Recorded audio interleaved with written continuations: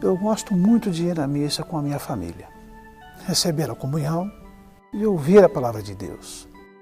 Mas às vezes eu fico sem saber certas coisas na igreja. Por exemplo, por que o padre usa paramentos de cores diferentes? Qual é o significado mais profundo da missa? Eu confesso que certas partes da celebração eu aproveitaria muito mais se entendesse a razão de ser de cada uma delas. Não é só o senhor que tem essas dúvidas, mas uma grande parte dos fiéis também gostaria de conhecer mais a fundo o significado da Santa Missa e de cada uma de suas partes, e assim assistir com mais proveito e devoção o Santo Sacrifício. Por exemplo, qual é a melhor forma de unir os nossos pedidos aos do sacerdote na missa? Pensando exatamente nisso, é que resolvemos preparar este DVD, onde vamos procurar explicar cada parte da Santa Missa, a fim de que todos possam ter um conhecimento maior desta celebração tão importante para a vida da Igreja e dos fiéis. Vamos dividir por capítulos, de maneira que cada um possa assistir de acordo com a sua possibilidade de tempo. Ou seja, você pode ver tudo de uma vez. Pode ver uma parte hoje, outra amanhã e assim por diante. Pode até, se quiser, usar partes deste vídeo para catequese, para evangelização nos grupos de oração, aulas de primeira comunhão, crisma, grupos de jovens. Mas, padre, de onde nasceu a ideia da missa? Por que se diz que ela é um sacrifício? São Paulo, o grande apóstolo do cristianismo, ensina em sua carta aos Romanos que o pecado entrou no mundo por um só homem, Adão. E por um só homem, Jesus, nós fomos reconciliados com Deus. O sacrifício redentor de Cristo foi e é o ato mais importante de toda a história. Não é apenas um fato do passado, pois Nosso Senhor estabeleceu que ele deveria ser renovado e tornado atual a cada dia. A revelação nos ensina isso quando diz que Jesus Cristo, nosso Salvador, na última ceia, ou seja, na própria noite em que ele foi entregue, instituiu o sacrifício de seu corpo e sangue para perpetuar, até a sua vinda, o sacrifício da cruz. Jesus Cristo confiou para sempre à Santa Igreja, sua amada esposa, a missão de tornar atual e sempre presente entre os homens seu sacrifício redentor. Sim, mas se o senhor permite, padre, eu queria fazer mais uma pergunta. Sim, pergunte quantas perguntas queira. Sim, obrigado. Por que este nome, sacrifício? Eu explico. Meu filho me perguntou outro dia se é porque é um sacrifício ir até a missa. Logicamente eu disse a ele que não era isso. Mas eu também não consegui explicar exatamente o verdadeiro significado. Por que essa denominação, o sacrifício da missa? Isso é muito simples. Desde Adão até Moisés, o homem ofereceu sacrifícios ao Onipotente: ovelhas, cabras, bois, pombos e outros pássaros. Eram ainda oferecidos a Deus os frutos da terra, como pão, sementes, sal, incenso. Mas precisamos ter bem presente que o nascimento e a morte de nosso Senhor Jesus Cristo deram um valor incomparável ao sacrifício antigo, que era incapaz de redimir os pecados dos homens. Eles simbolizavam o sacrifício redentor do Filho de Deus. Os sacrifícios antigos eram algo mais do que um símbolo. O importante dos sacrifícios antigos, como nos recorda Santo Agostinho, não é a morte do animal, mas o derramamento do sangue. Derramar o sangue significa dar a vida. Então, diz Santo Agostinho, o sacrifício exterior era o símbolo do nosso sacrifício interior. A pessoa que sacrificava o animal a Deus estava com aquele gesto oferecendo a própria vida ao Criador. Nisso consistia o valor do sacrifício antigo. Realmente, não tem como comparar um sacrifício de um animal com o sacrifício do próprio Filho de Deus. Jesus Cristo se ofereceu ao Pai Eterno no altar da cruz para remir a humanidade e tirar-nos da escravidão do pecado. Ele se ofereceu a Deus de forma cruenta, derramando o seu sangue preciosíssimo até a morte. Diariamente no altar da Santa Missa, nós renovamos o mesmo sacrifício, oferecendo ao Eterno Pai seu próprio Filho, debaixo das espécies de pão e vinho. No entanto, de forma incruenta, ou seja, sem o derramamento de sangue. Mas, padre, então como surgiu o costume da missa? Com todos os rituais e símbolos que ela contém nos dias de hoje. O apóstolo São João nos conta que Jesus, tendo amado os seus, amou-os até o fim. Sabendo que era chegada a hora de partir deste mundo para regressar ao Pai, no decorrer de uma refeição, lavou-lhes os pés e deu-lhes o mandamento do amor. Assim como eu vos amei, amai-vos também uns aos outros. E para lhes deixar uma garantia deste amor, para jamais se afastar dos seus e para os tornar participantes da sua Páscoa, instituiu a Eucaristia como renovação do seu sacrifício na cruz e memorial da sua morte e da sua ressurreição, ordenando aos seus apóstolos que a celebrassem até a sua última vinda, dizendo: fazei isto em memória de mim. É muito importante aqui observarmos esta palavra, memorial. Quando falamos em memorial da morte e ressurreição de Cristo, não nos referimos a uma simples lembrança ou repetição do que aconteceu, mas é tornar o fato presente, sem repeti-lo. Na Eucaristia, torna-se presente o sacrifício de Cristo no Calvário, sempre presente. Desde o princípio, a Igreja foi fiel a esta ordem do Senhor. Podemos ver no capítulo 2 dos Atos dos Apóstolos o testemunho da celebração diária do Santo Sacrifício. Eram assíduos ao ensino dos apóstolos, à união fraterna, à fração do pão e às orações. Todos os dias frequentavam o templo como se tivessem uma só alma e partiam o pão em suas casas. Tomavam o alimento com alegria e simplicidade de coração. Me alegra muito conhecer tudo isso, pois a missa toma para mim uma outra dimensão. E sabendo que naquele momento Nosso Senhor se oferece novamente por nós através do sacrifício renovado pelo sacerdote.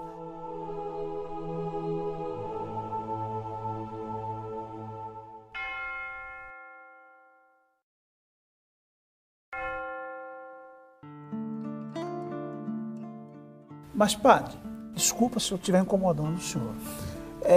O senhor poderia nos explicar um pouco mais assim, sobre todo aquele significado do pão, do vinho, do cálice na Santa Missa? Do ponto de vista litúrgico, 11 coisas devem se fazer presentes para a celebração da Santa Missa: o sacerdote, pão, vinho, água, velas, crucifixo, altar, cálice, patena, corporal e missal. E as pessoas que assistem? Vem muito a propósito a sua pergunta. A Assembleia que participa da Santa Missa tem importante papel. Por isso, o Catecismo da Igreja esclarece que as ações litúrgicas não são ações privadas, mas celebrações da Igreja. É o povo santo, unido e ordenado sob a direção dos bispos. Por isso, estas celebrações pertencem a todo o corpo da Igreja, influem sobre ele e o manifestam, mas atingem a cada um de seus membros de modo diferente, conforme a diversidade de ordens, ofícios e da participação atual efetiva. Mesmo sendo muito importante e desejável a participação da Assembleia, se o sacerdote estiver sozinho, isso não o impede de celebrar o santo sacrifício da missa. Vamos ver agora o simbolismo de cada uma das coisas necessárias para a Santa Missa. Comecemos pelo sacerdote. Diz São Leonardo de Porto Maurício que o sacerdote é ministro, é representante do Senhor Jesus, sacerdote invisível e eterno. O ministério sacerdotal é a ele outorgado no momento de sua ordenação pelo bispo, que transmite a ordem recebida de Cristo pelos apóstolos. Por isso, ainda que o sacerdote não seja santo, a missa tem seu valor infinito e é sempre agradável a Deus. Só o sacerdote tem o poder de consagrar a hóstia e o vinho no corpo e sangue de Cristo.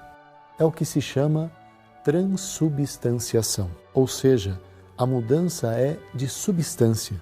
Se bem que os acidentes, como o sabor, cor e forma, não mudem.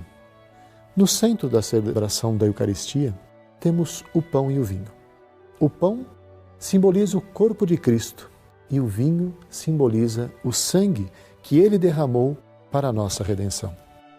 Estes elementos, pelas palavras do Padre, que empresta a voz a Cristo, e pela invocação do Espírito Santo, se tornam o corpo e o sangue do mesmo Cristo. Padre, e as velas nos castiçais? Também têm um significado especial? O Papa Melquíades, no século IV, mandou usar 2 castiçais na missa. Eles representam o povo gentil e o povo judeu. O fogo das velas simboliza a fé e a alegria dos povos no nascimento do Senhor. Também simboliza Cristo que disse: "Eu sou a luz do mundo". A missa é para iluminar e os ministros e fiéis são iluminados por ela. Diz Santo Agostinho em seus sermões que as velas são acesas para Cristo acender em nossos corações o fogo de sua ardente caridade e amor, porque, por amor a nós, padeceu até a morte. A cruz, sempre presente, figura gloriosamente a morte de Cristo. O Papa Bento XVI, ainda quando cardeal, escreveu em seu livro O Espírito da Liturgia que a cruz, com a imagem do Senhor crucificado, ocupa o primeiro lugar entre as imagens sagradas. Por meio dela é representada a paixão e o triunfo de Cristo sobre a morte, anunciando também a segunda vinda, quando julgará os vivos e os mortos. A presença da cruz na celebração da missa é muito antiga. Há documentos que atestam o seu uso desde o século V. Muito antes de existirem templos ou igrejas, os justos do Antigo Testamento edificavam altares ao Senhor. A palavra altar tem sua origem na palavra latina alere, que significa nutrir, alimentar, e também de altus, ou seja, no alto, elevado. Noé foi o primeiro a edificar um altar onde ofereceu a Deus sacrifícios de animais. O altar principal significa Deus, ao mesmo tempo uno e trino. Significa também a glória celestial, a alma santa e o coração do homem onde se coloca o Senhor.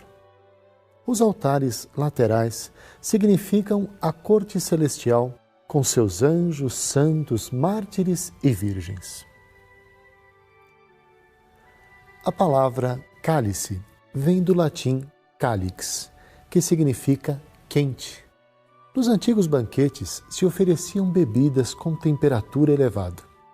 Na história da Igreja, os cálices foram feitos de diversos materiais, como ouro e prata.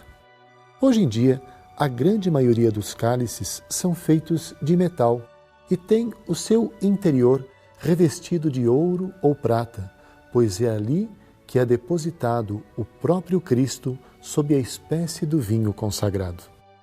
O cálice esconde um belo significado. Ele simboliza o túmulo em que Cristo foi sepultado. A patena, a bandeja onde o sacerdote deita a hóstia, simboliza a pedra que José de Arimateia pôs na porta do sepulcro. No começo da igreja, a patena era como um prato grande para os sacerdotes darem comunhão ao povo. O corporal, Aquele tecido branco que o padre abre para sobre ele depositar o cálice é como a veste do Senhor no altar. Disse corporal porque nele se encobre e se esconde o sacrossanto mistério do corpo de Cristo. Muitos teólogos afirmam que o corporal é estendido sobre o altar para significar o modo com que um lençol de Cristo foi encontrado no sepulcro após a ressurreição. O grande livro em geral vermelho, que contém o texto da Santa Missa, recebeu do Papa São Gregório Magno o nome de Missal. O missal simboliza as boas novas da vinha do Senhor, sua vida, sua pregação e outros mistérios da humanidade de Cristo. Simboliza também as 7 palavras de Cristo na cruz. O Catecismo da Igreja nos ensina que as partes da missa têm se mantido iguais desde os primeiros tempos do cristianismo até hoje. A forma como a Santa Missa se desenvolve respeita uma estrutura fundamental que se pode resumir em 2 grandes momentos. A liturgia da palavra, com as proclamações, o salmo e a homilia. E a liturgia eucarística, com a apresentação do pão e do vinho e a ação de graças. Sobretudo temos a consagração e a comunhão. Vamos assistir juntos a esta Santa Missa, celebrada na Igreja de Nossa Senhora do Rosário, e eu vou lhes explicando cada uma das partes dela.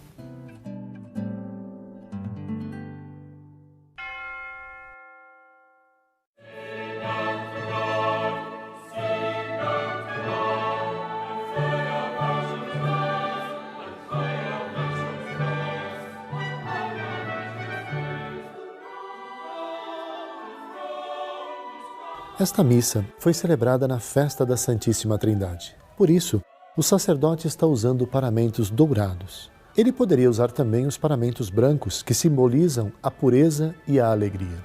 A missa se inicia com os fiéis de pé, saudando a chegada do celebrante e dos ministros com o canto de entrada. O sacerdote e os demais ministros saúdam e beijam o altar em sinal de veneração e respeito.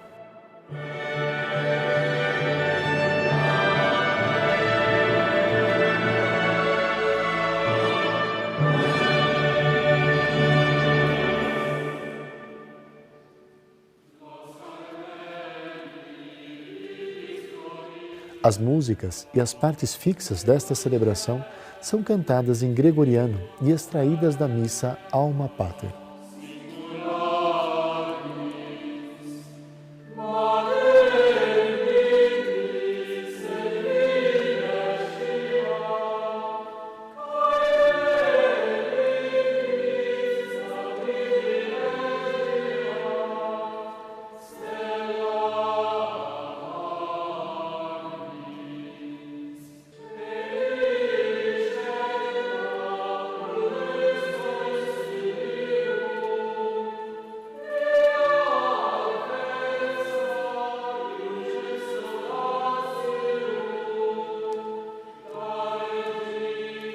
A Assembleia não se reúne em seu próprio nome, mas em nome da Santíssima Trindade.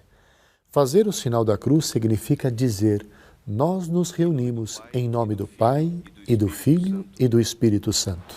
A graça de nosso Senhor Jesus Cristo, o amor do Pai e a comunhão do Espírito Santo estejam convosco.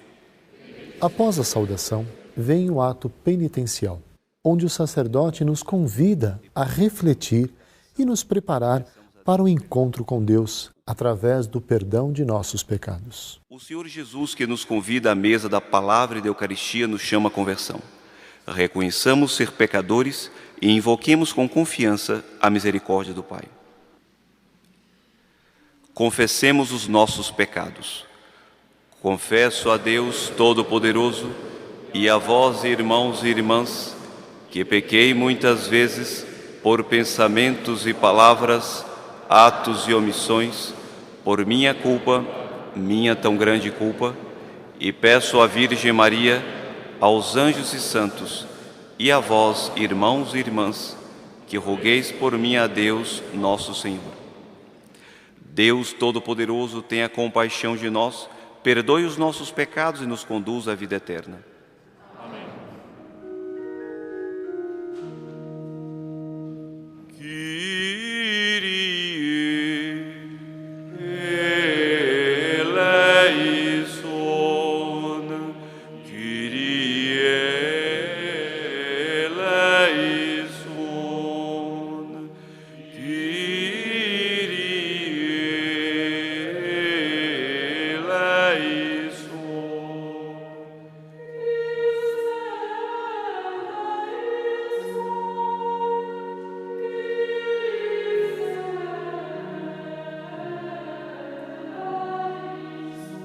É uma sincera atitude interior de toda a Assembleia que reconhece diante de Deus sua pobreza e fraqueza humanas e apela para o amor misericordioso de Cristo, seu Senhor. Essa atitude encontra sua expressão também na resposta: Senhor, tende piedade, com a qual os fiéis invocam a Deus e imploram sua misericórdia. Gloria in excelsis Deo.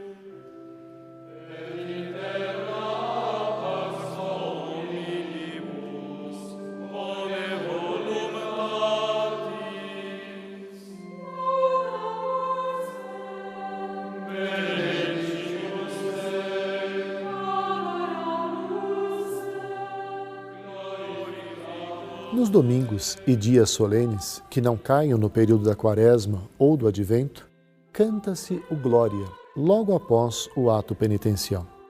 Este canto é uma oração de louvor que fazemos a Deus, repetindo o hino que os anjos cantaram para os pastores na noite do nascimento do Salvador. Os anjos cantaram: Glória a Deus nas alturas e paz na terra aos homens por Ele amados. O restante foi composto pela Santa Igreja no decorrer dos séculos. Embora invisíveis, os seres angélicos estão presentes na celebração da Eucaristia. Dela se aproximam cheios do mais profundo respeito e amor. Eles acompanham e cantam com todo o povo o hino que há 2000 anos encheu os céus de alegria.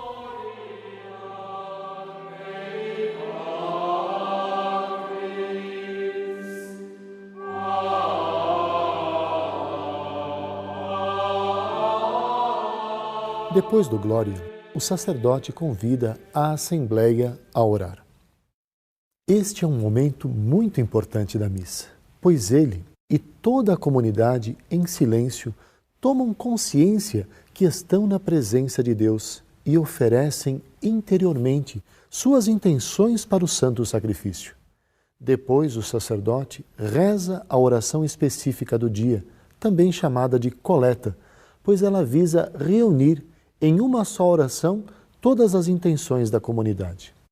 Por meio desta oração, os fiéis tomam conhecimento da índole da celebração e, com as palavras do celebrante, dirige-se a prece a Deus Pai por Cristo no Espírito Santo. Este é o momento mais oportuno para cada fiel apresentar internamente suas intenções para o santo sacrifício. Por isso, após dizer oremos, o sacerdote faz um instante de silêncio. Oremos.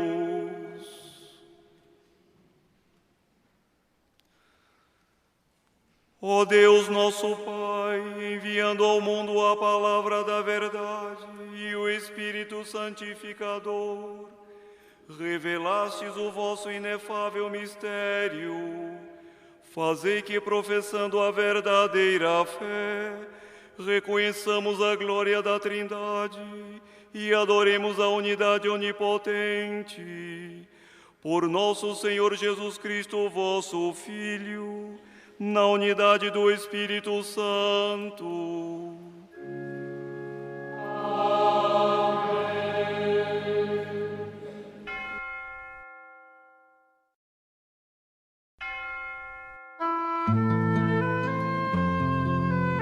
Após o Amém, que significa a adesão de toda a comunidade, inicia-se a liturgia da palavra.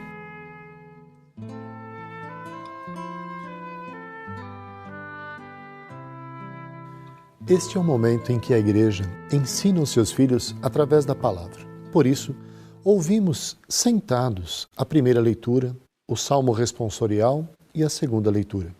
Leitura do livro do Deuteronômio. A liturgia da palavra e a liturgia eucarística constituem juntas um só e mesmo ato de culto. A mesa posta para nós na Eucaristia é, ao mesmo tempo, a da palavra de Deus e a do corpo do Senhor. Não houve jamais um acontecimento tão grande ou se ouviu algo semelhante. Existe, porventura, algum povo que tenha ouvido a voz de Deus, falando-lhe do meio do fogo, como tu ouviste, e tenha permanecido vivo? Ou terá jamais algum Deus vindo escolher para si um povo entre as nações, por meio de provações, de sinais e prodígios, por meio de combates, com mão forte e braços... As proclamações de textos do Antigo e Novo Testamento na celebração eucarística datam da época dos apóstolos. Em geral, a primeira leitura é tirada do Antigo Testamento. Ela recorda São João Batista, que preparou os eleitos para a vinda do Messias. Ela vem antes do Evangelho, porque simboliza a continuidade daquela antiga aliança de Deus com os homens, firmada após o dilúvio com a nova aliança, realizada por Deus Filho com sua encarnação, paixão, morte e ressurreição. Palavra do Senhor.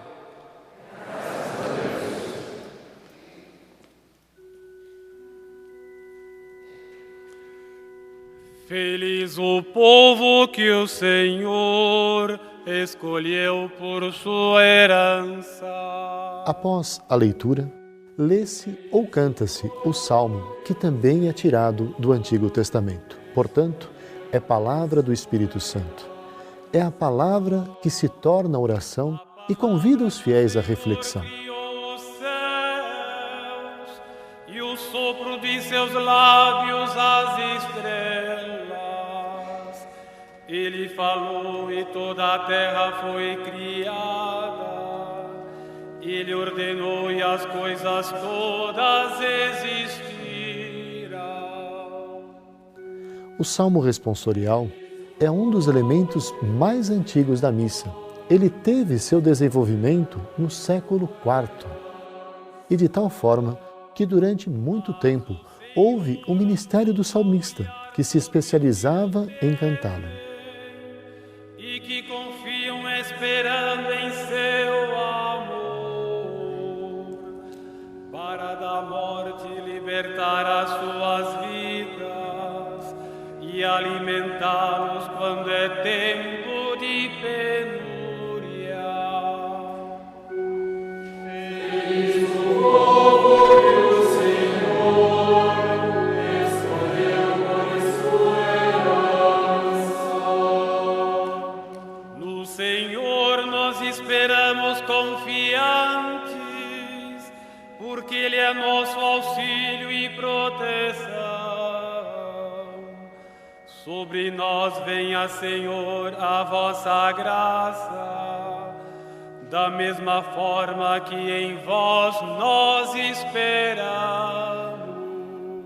A segunda proclamação, em geral, é tirada de alguma das cartas dos apóstolos. Frequentemente elas são chamadas de epístolas.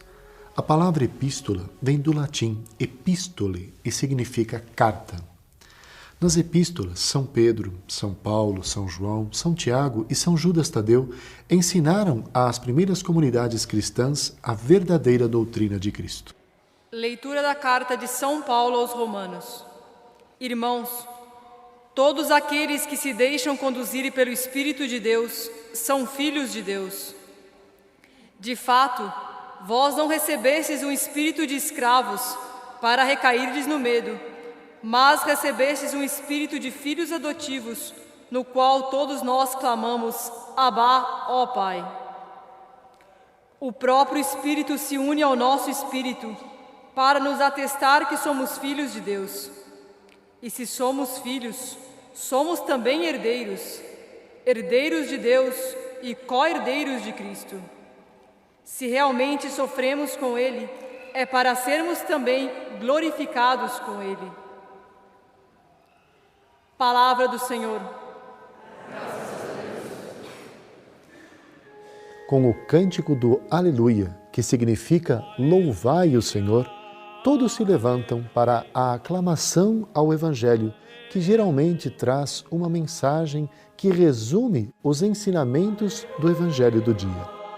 No período da Quaresma e do Advento, na previsão da alegria maior que virá, ao invés do Aleluia, canta-se outra expressão de louvor a Deus. Ao Deus que é, que era e que vem pelos séculos. Amém. Aleluia, aleluia, aleluia.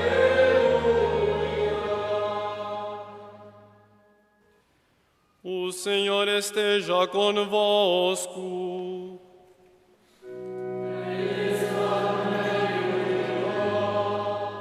Neste momento, os fiéis, de pé, irão ouvir a boa nova de nosso Senhor Jesus Cristo. O Evangelho ocupa o lugar principal da liturgia da palavra. Por ele, conhecemos a história do próprio Messias, nascido, morto e ressuscitado. Ele, Cristo, é a palavra por excelência, que nos foi dada por Deus, anunciada pelos profetas e esperada por 4.000 anos. A leitura do Evangelho é costume na Igreja desde São Pedro, e a sua proclamação simboliza a divina doutrina que ultrapassa a todas por ser a mais excelente. Proclamação do Evangelho. O sinal da cruz, feito pelos fiéis na fronte, significa a crença no mistério da cruz. Eles fazem o sinal nos lábios, significando que não escondem sua fé. Fazem no peito, significando o amor que têm a Cristo.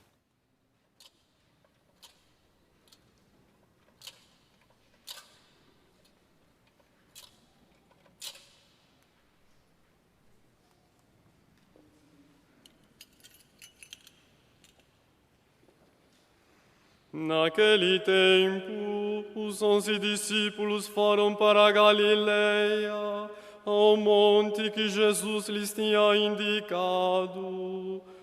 Quando viram Jesus, prostraram-se diante dele. Ainda assim, alguns duvidaram. Então Jesus aproximou-se e falou: Toda a autoridade me foi dada no céu e sobre a terra. Portanto, ide e fazei discípulos meus todos os povos, batizando-os em nome do Pai, do Filho e do Espírito Santo, e ensinando-os a observar tudo o que vos ordenei. Eis que eu estarei convosco todos os dias, até o fim do mundo. Palavra da salvação.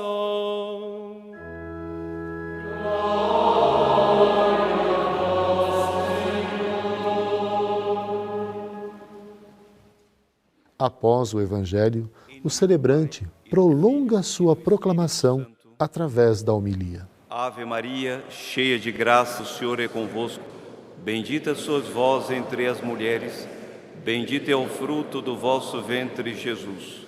Santa Maria, Mãe de Deus, rogai por nós, pecadores, agora e na hora de nossa morte. Amém.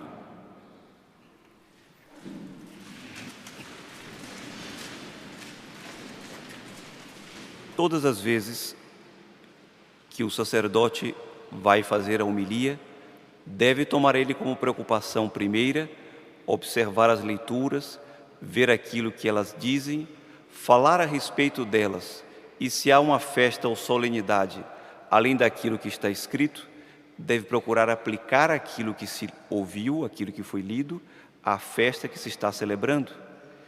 primeira leitura, segunda leitura, quando há uma solenidade, nos domingos, portanto, e hoje, além de ser domingo, é festa da Santíssima Trindade, há sempre um salmo entre a primeira e a segunda leitura.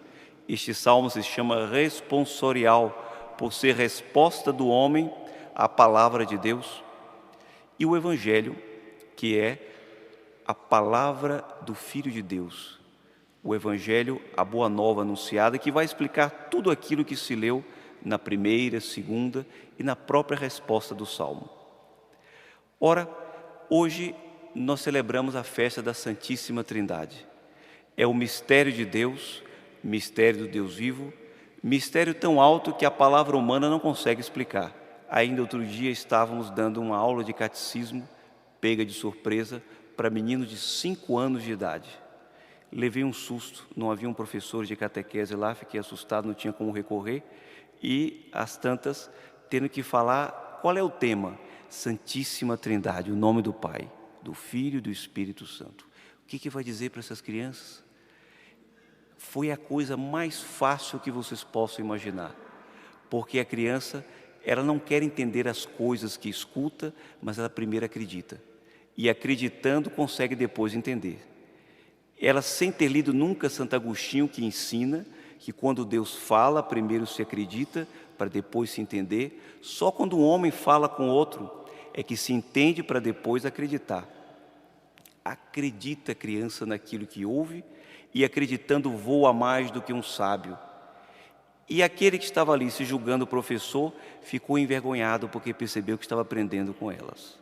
Tinha que sair disfarçando para não darem conta de que os professores eram elas e não aquele que parecia que estava ensinando. Com toda facilidade acreditavam no que se dizia. E o pai e a mãe encontram nesta pedagogia que, inspirada por Deus, quando vai explicar quem é Deus, o que se diz para a criança? É o papai do céu.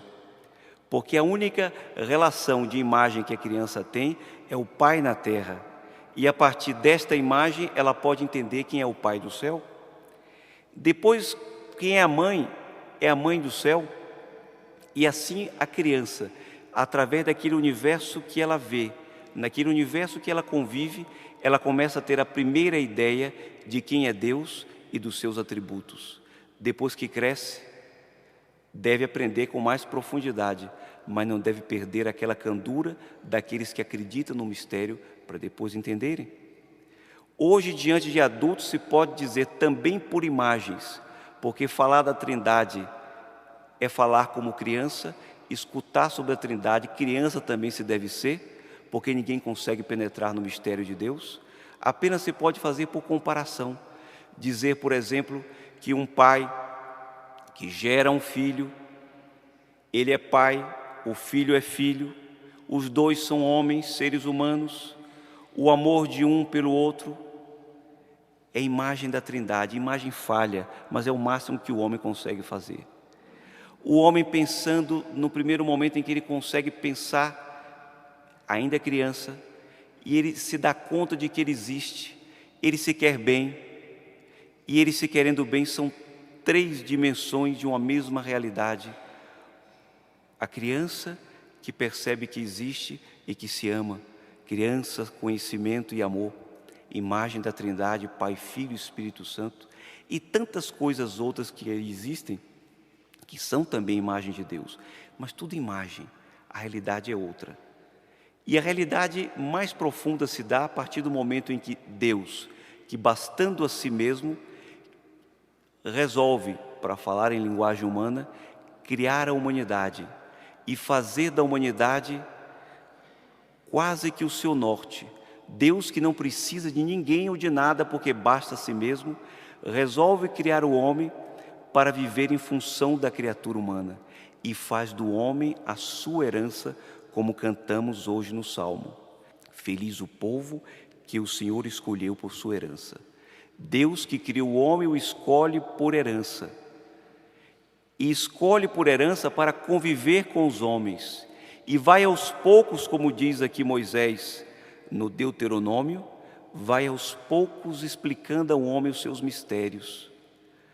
Primeiro em Adão, conversando com Adão no paraíso na brisa da tarde. Depois esse Deus vai se aproximando e na aliança do Sinai, quando vai ensinar aos homens a lei que é Ele Deus, naquele momento uma aproximação maior. E assim todo o Antigo Testamento é sempre o desejo de Deus de entrar em contato com o homem. E Deus vai nos prometer aqui na liturgia de hoje que também Ele prepara no céu uma morada. O homem é casa de Deus e Deus é a morada do homem.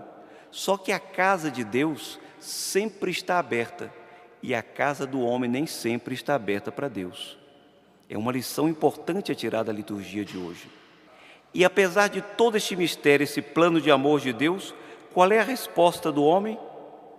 Naquele tempo, os 11 discípulos, porque Judas já havia traído, sobem ao monte, foram para o monte, e subindo ao monte, estando ali com nosso Senhor Jesus Cristo, se prostram diante dele, e ainda prostrado diante dele, tendo a visão dele na sua natureza humana, alguns duvidaram.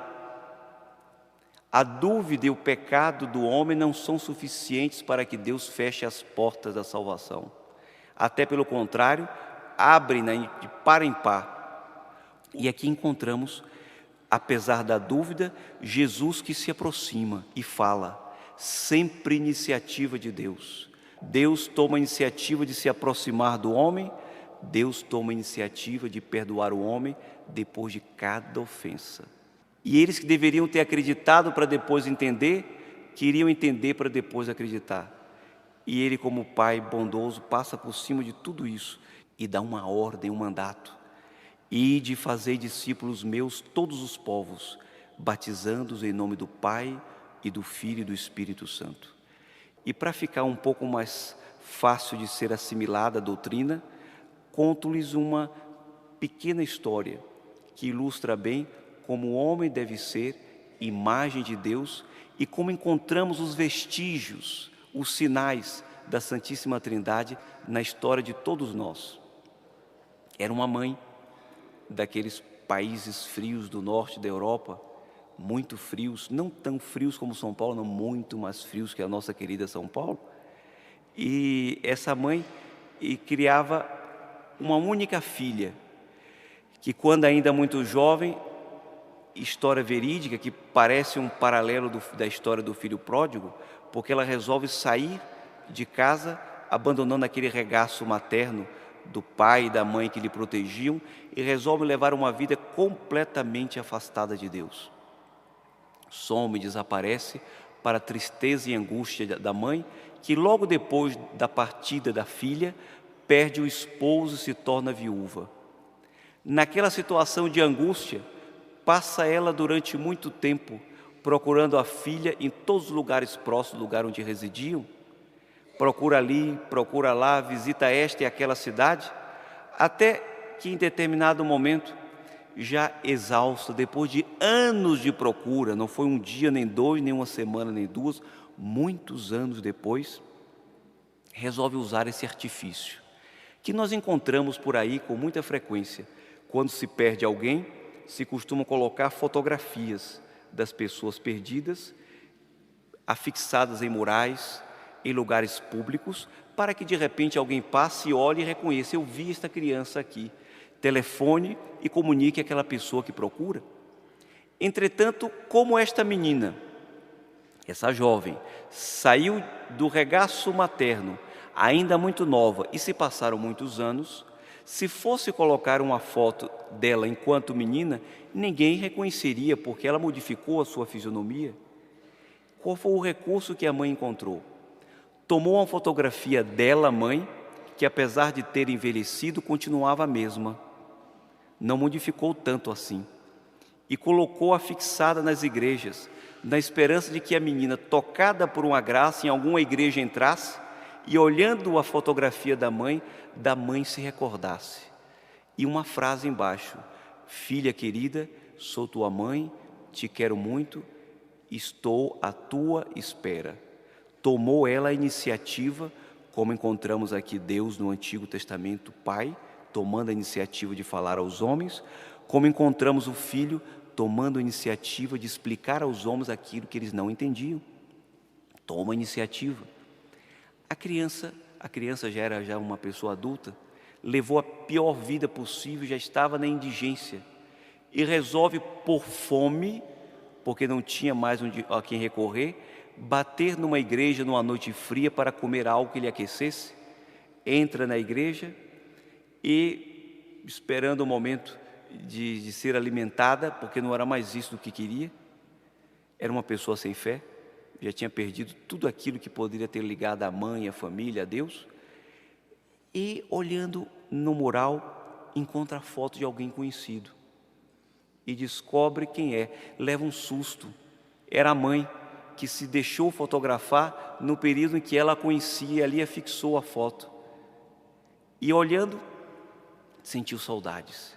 Sentindo saudades, era o Espírito Santo que estava comunicando discreto a sua graça para que ela voltasse ao regaço materno.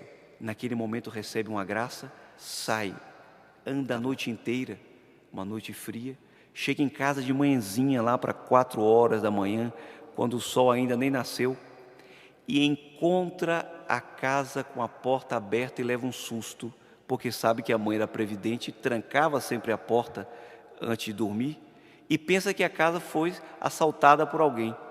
Será que alguém fez mal à minha mãe? E naquele sentimento de preocupação com a mãe, qualquer coisa do amor lhe acendia, porque quando o homem começa a se preocupar com o outro, acende o amor, a ação do Espírito Santo. Quando o homem só se preocupa consigo mesmo, apaga o amor. E estava essa pobre coitada, tendo o amor começando a ser aceso, entra esbaforida em casa, procura o quarto, porque sabia onde ficava, e encontra a mãe tranquila, deitada, dormindo o sono do justo, e resolve despertá-la. Depois daquele primeiro momento de impacto, de emoção, as duas se abraçam, fazem ideia da emoção que era este encontro. Depois da emoção primeira, a menina pergunta para a mãe: mamãe, agora tire-me uma dúvida. Por que a porta da casa estava aberta, que eu fiquei assustado, a senhora esqueceu de trancar, não faz ideia da aflição que sofri quando entrei aqui. Resposta da mãe: minha filha, desde que você saiu de casa, eu nunca mais fechei a porta. A porta sempre estava aberta, esperando para ela voltar. Ela não esperou a filha tomar a iniciativa, ela abriu a porta, porque a mãe, para a criança, é a mamãe do céu, imagem da mãe que está no céu.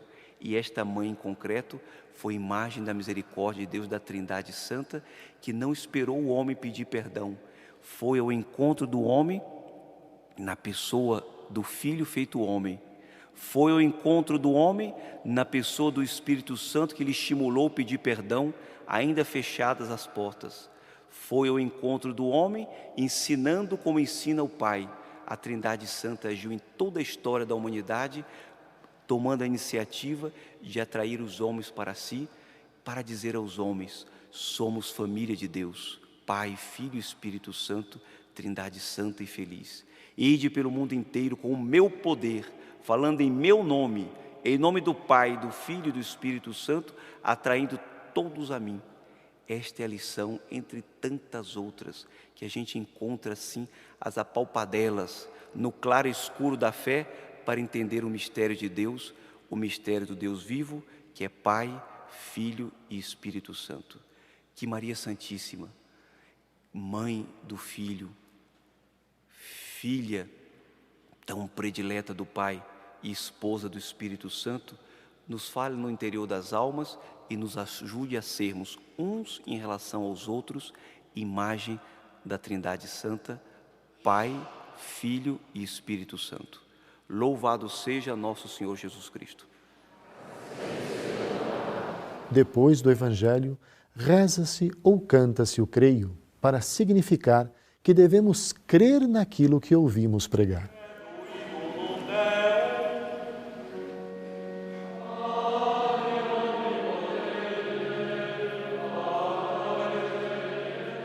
Como diz o apóstolo, a fé vem pelo ouvido, e o que ouvimos vem pela palavra de Deus.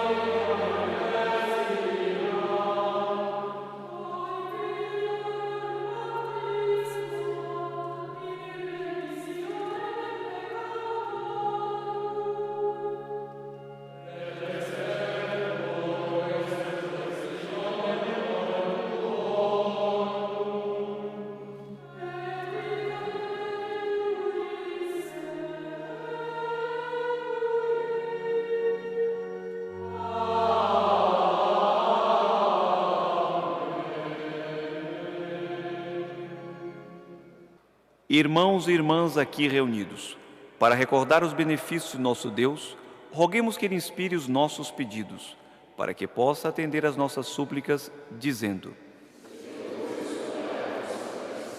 pela Santa Igreja, para que leve ao mundo inteiro a sua realidade do povo de Deus, convocado pelo amor do Pai, por meio de Cristo, na comunhão de um só Espírito, roguemos ao Senhor. A oração universal, ou oração dos fiéis, como também é conhecida, encerra a liturgia da palavra. Nela, a Assembleia apresenta seus pedidos ao Senhor e intercede por todos os homens. O povo, exercendo sua parcela de função sacerdotal, eleva suas súplicas pela Santa Igreja, pelos governantes, pelos que se acham em necessidades, por todos os homens e pela salvação do mundo. Possam agradar-vos, ó Deus, as preces da vossa Igreja, para que recebamos por vossa misericórdia o que por nossos méritos não ousamos esperar. Por Cristo nosso Senhor.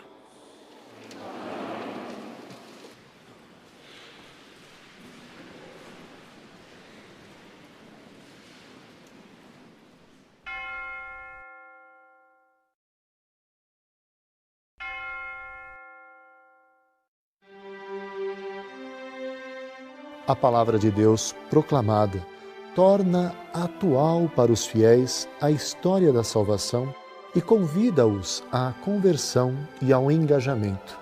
Nesse sentido, a liturgia da palavra é fundamental para o culto cristão. Mas o que caracteriza a missa e constitui o seu auge é a Eucaristia, pois é nela que propriamente o sacrifício incruento da cruz se renova.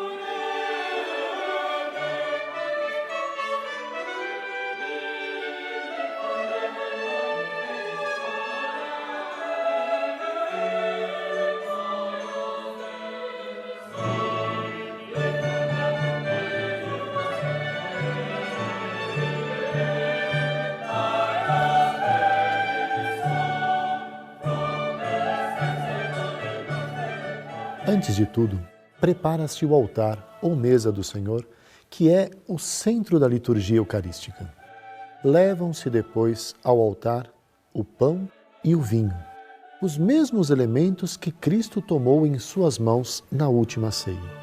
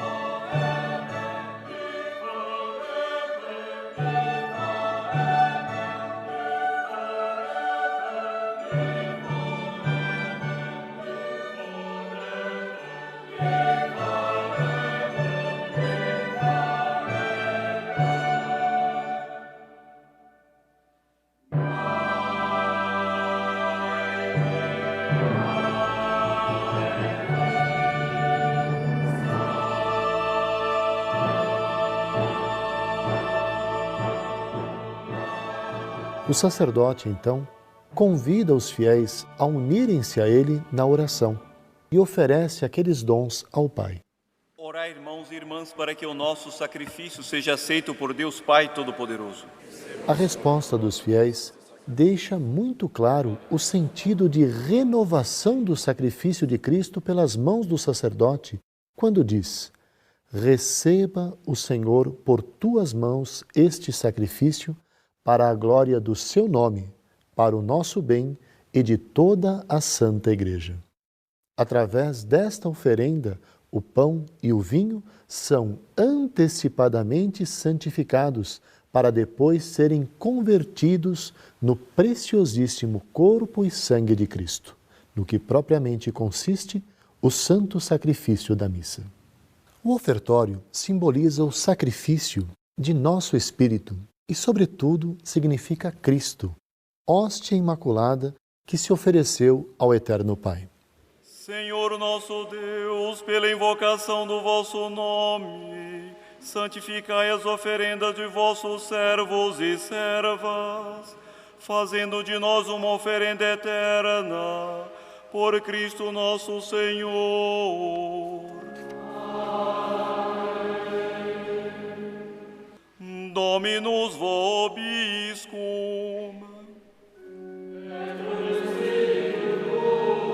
Sursum corda.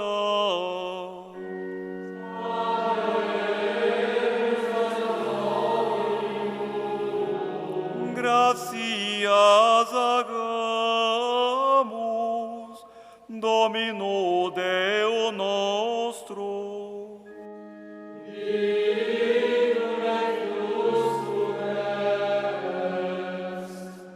Na verdade, é justo e necessário, é nosso dever e salvação dar-vos graças sempre em todo lugar. Na oração eucarística, chegamos ao coração e auge da celebração.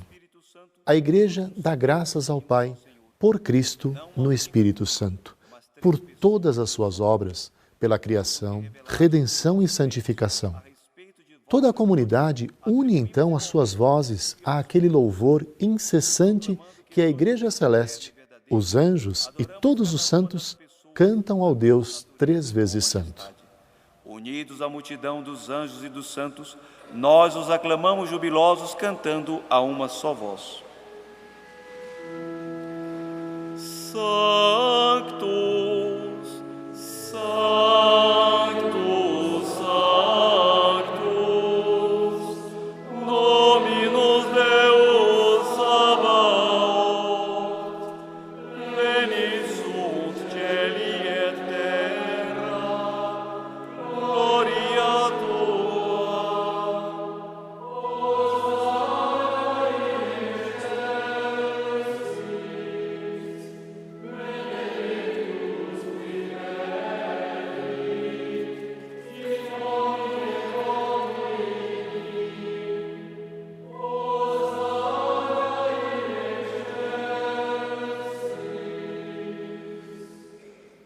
Na verdade, vós sois santo, ó Deus do universo, e tudo o que criastes proclama o vosso louvor, porque por Jesus Cristo, vosso Filho e Senhor nosso, e pela força do Espírito Santo, dás vida e santidade a todas as coisas, e não cessais de reunir o vosso povo, para que vos ofereça em toda parte do nascer ao pôr do sol um sacrifício perfeito. Por isso nós os suplicamos, santificai pelo Espírito Santo as oferendas que vos A sineta apresentamos toca, para serem consagradas. anunciando que se aproxima o momento da consagração. Com amor e reverência, os fiéis se ajoelham. O sacerdote estende suas mãos sobre o pão e o vinho e pede ao Pai que envie seu Espírito Santo para que aqueles alimentos se tornem o corpo e o sangue de Jesus Cristo e para que os que participam na Eucaristia sejam um só corpo e um só Espírito. A narração da instituição da Eucaristia, a força das palavras da consagração, a ação de Cristo e o poder do Espírito Santo tornam sacramentalmente presentes sob as espécies do pão e do vinho, o corpo, o sangue, a alma e a divindade do mesmo Cristo. É o sacrifício oferecido na cruz que se renova de forma incruenta. Este é o momento de dedicarmos toda a nossa atenção e devoção ao mistério que ocorrerá diante de nós.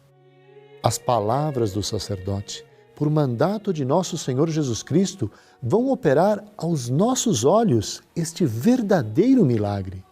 O pão e o vinho, neste momento, serão transubstanciados em corpo, sangue, alma e divindade de nosso Senhor Jesus Cristo. Jesus Cristo está presente na sua igreja de múltiplos modos. Na sua palavra, na oração, nos pobres, nos doentes, nos prisioneiros, nos seus sacramentos, dos quais é o autor, no sacrifício da missa e na pessoa do ministro. Mas, como diz o Concílio Vaticano II, está presente, sobretudo, sob as espécies eucarísticas. Na noite em que ia ser entregue, ele tomou o pão, deu graças e o partiu, e deu a seus discípulos, dizendo: Tomai todos e comei, isto é o meu corpo, que será entregue por vós.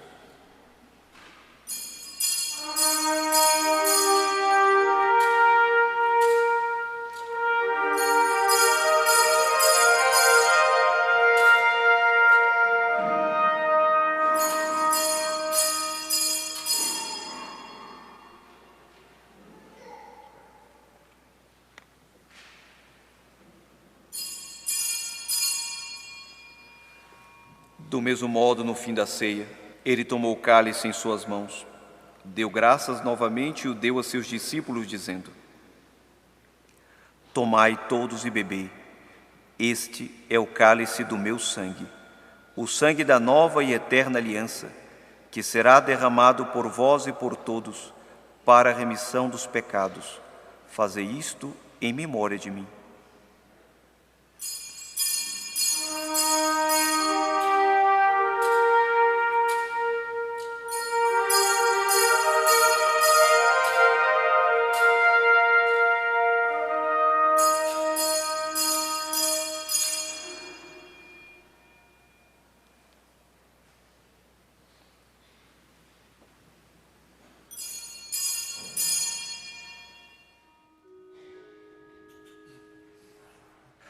Mysterium Fidei.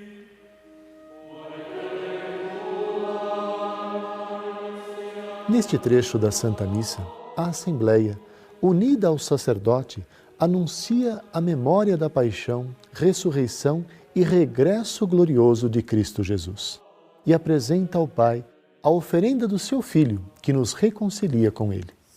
Em seguida, temos a oblação, momento em que o celebrante, unido à Assembleia, oferece ao Pai, no Espírito Santo, a vítima imaculada.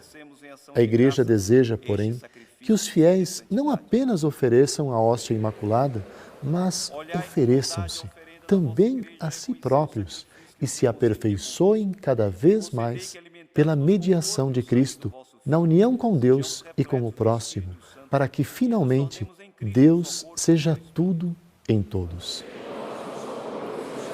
Que Ele faça de nós uma Depois, o celebrante une a seus pedidos de intercessão os da Assembleia. A Igreja manifesta que a Eucaristia é celebrada em comunhão com toda a Igreja, do céu e da terra, dos vivos e dos defuntos, e na comunhão com os pastores da Igreja, o Papa, o Bispo da Diocese, os sacerdotes, os diáconos e todos os bispos do mundo inteiro com as suas igrejas. O vosso servo, o Papa Bento, o nosso Bispo José Maria, com os bispos do mundo inteiro, o clero e todo o povo que conquistastes. Atendei as preces da vossa família que está aqui na vossa presença. Reuni em vós, Pai de misericórdia. Podemos unir nossos pedidos com as intenções do sacerdote, de acordo com a oração por ele proferida. No memento pela Igreja, peçamos pelo Papa, pelo Bispo, pela Igreja e pelos sacerdotes que conhecemos. No memento dos mortos, peçamos por nossos parentes e amigos falecidos. No memento dos vivos, peçamos por nossa santificação e por todos os que necessitam do auxílio divino. Assim vamos associando nossos pedidos à oração do ministro de Deus. Per ipsum et cum ipsum et in ipso, est tibi Deo Patre omnipotenti, in unitate Spiritus Sancti, omnis honor et gloria, per omnia saecula saeculorum.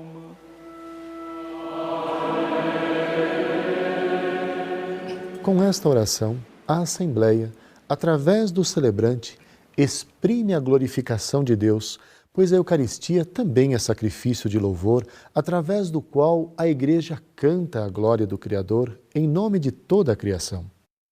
Esse sacrifício de louvor só é possível através de Cristo.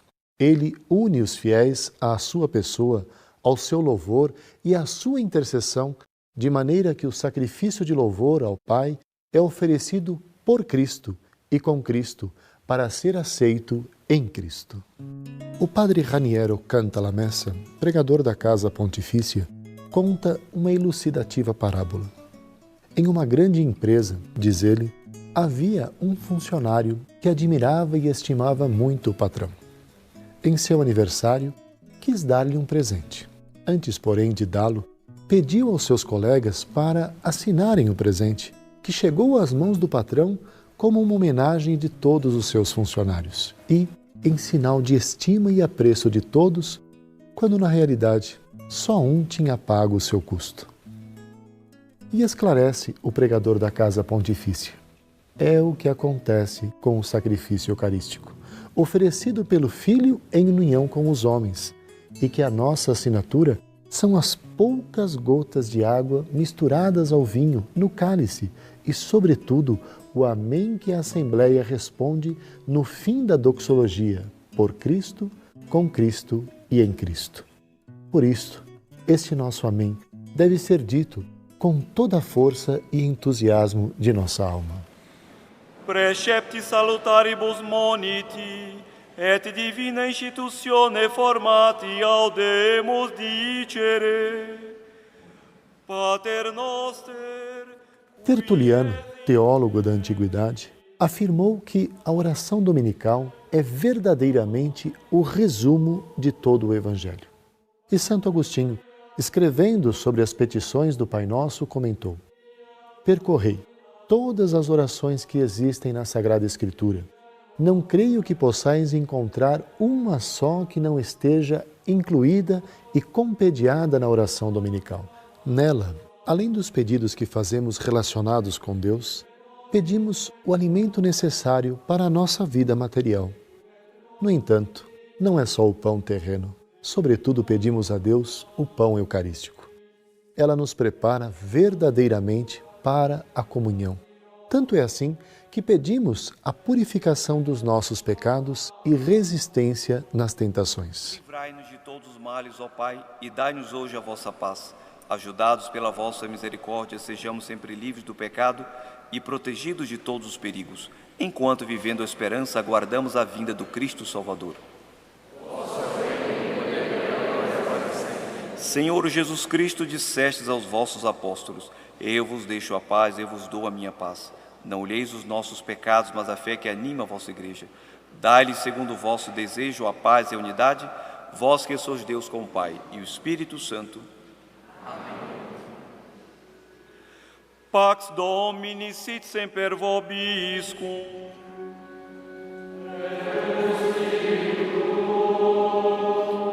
Offerte vobis pacem.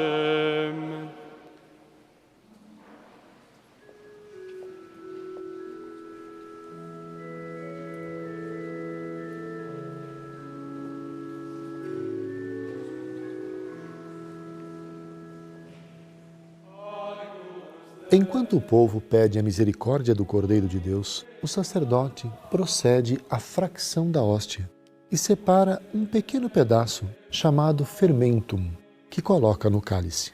Este costume vem de que do século V ao VIII, na igreja local de Roma, esse rito exprimia a comunhão entre o bispo que presidia a Eucaristia e os presbíteros das comunidades afastadas, especialmente no domingo.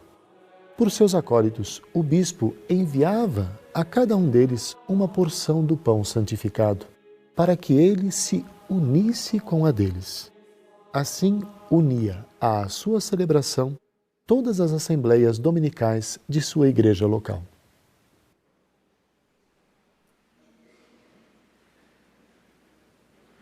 Eu sou a luz do mundo, que me segue não andará nas trevas, mas terá a luz da vida.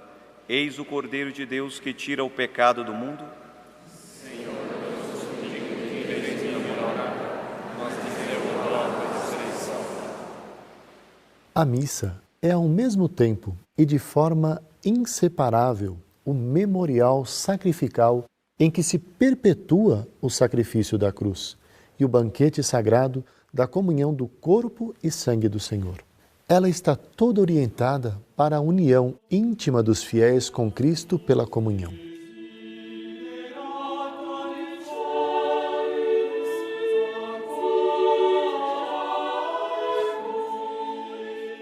Comungar é receber o próprio Cristo que se ofereceu por nós.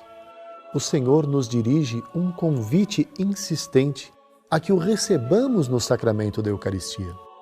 Em verdade vos digo, se não comerdes a carne do Filho do Homem e não beberdes o seu sangue, não tereis a vida em vós. Evidentemente, Cristo não falava aqui da vida terrena, mas da vida sobrenatural que nos é dada pela graça. A comunhão nos traz excelentes frutos.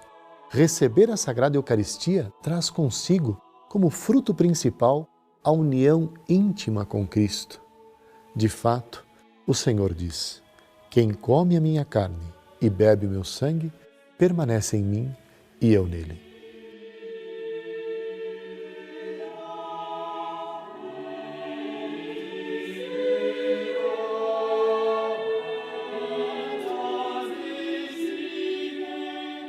Em outro ensinamento, nosso Salvador ainda reforça esta verdade. Assim como o Pai que me enviou vive e eu vivo pelo Pai, assim também aquele que comer a minha carne viverá por mim. Por fim, o que o alimento material produz na nossa vida corporal, realiza a comunhão na nossa vida espiritual. A comunhão da carne de Cristo ressuscitado conserva, aumenta e renova a vida da graça recebida no batismo. Este crescimento da vida cristã precisa ser alimentado pela comunhão eucarística, pão da nossa peregrinação até a hora da morte.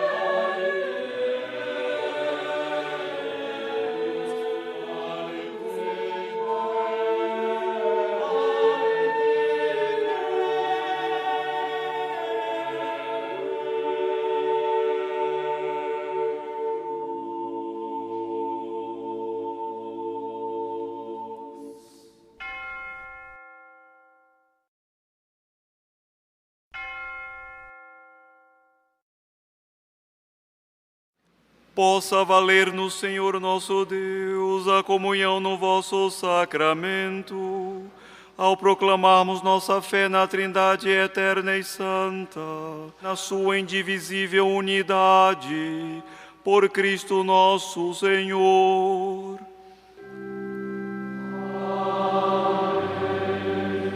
São Clemente, Papa do século I, diz que a bênção que o sacerdote dá aos participantes da missa se assemelha à bênção que Cristo deu aos seus ao separar-se deles no Monte das Oliveiras.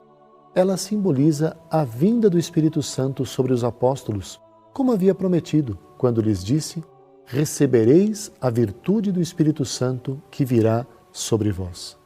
Daí a origem de os apóstolos darem a bênção e mandar seus discípulos e sucessores fazer o mesmo. O Senhor esteja convosco. Deus os abençoe e vos guarde.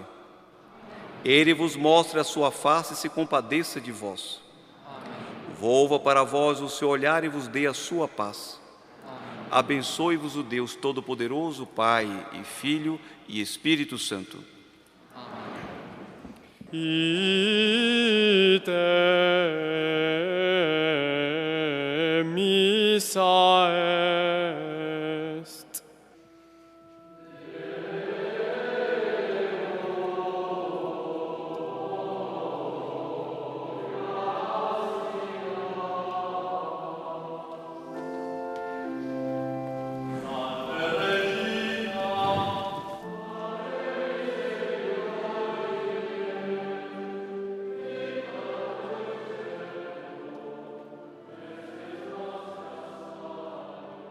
São Leonardo de Porto Maurício, na sua obra As Excelências da Santa Missa, afirma que a cerimônia eucarística é o sol da cristandade, a alma da fé, o centro da religião católica, a que tendem todos os seus ritos, todas as suas cerimônias, todos os seus sacramentos. É, numa palavra, o resumo de tudo o que há de bom e belo na Igreja de Deus. Nela, unem-se não só os membros que estão ainda neste mundo, mas também os que já partiram deste mundo e se encontram com o Pai. É em comunhão com a Santíssima Virgem Maria e fazendo memória dela, assim como de todos os santos e de todas as santas, que a Igreja oferece o sacrifício eucarístico. Na Eucaristia, a Igreja, com Maria, está como que ao pé da cruz, unida à oblação e à intercessão de Cristo. Porém, todas as verdades enunciadas até agora aguardam um triunfo glorioso. Na última ceia, o próprio Senhor chamou a atenção dos seus discípulos para a consumação da Páscoa no reino de Deus.